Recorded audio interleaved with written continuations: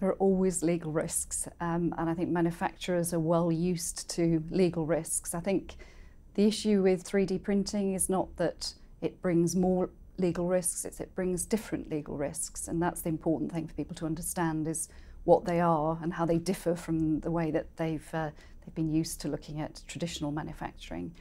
So one big example when we come to 3D printing is intellectual property.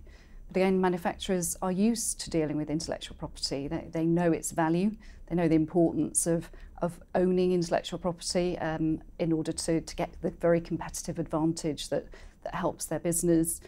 They also know the problems that arise when intellectual property comes along and bites them. A mistake has been made and they're at the end of an action from another manufacturer or somebody else. So all familiar issues.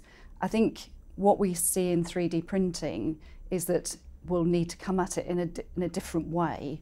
So, for example, what 3D printing will enable people to do is use tools to scan products and then produce a program that effectively then prints out a blueprint which actually tells you how to print this particular product, then put into your 3D printer, and there you are, you have your product.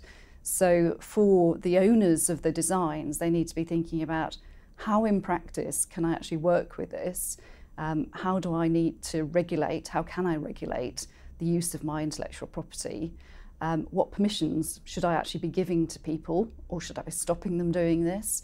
And maybe thinking about changing the actual business model that they use.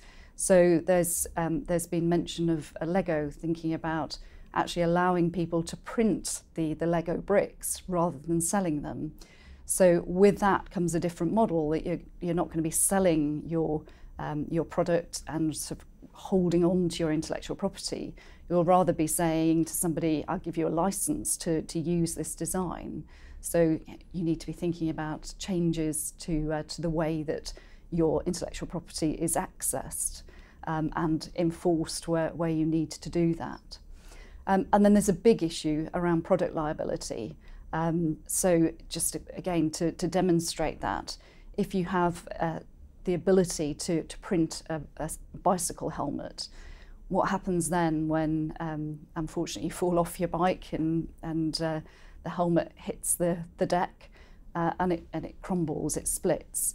Whose responsibility is that going to be? Is that going to be the responsibility of the original designer of the helmet? Is it going to be the responsibility of the raw material supplier because it had some fault in the middle of the printing process?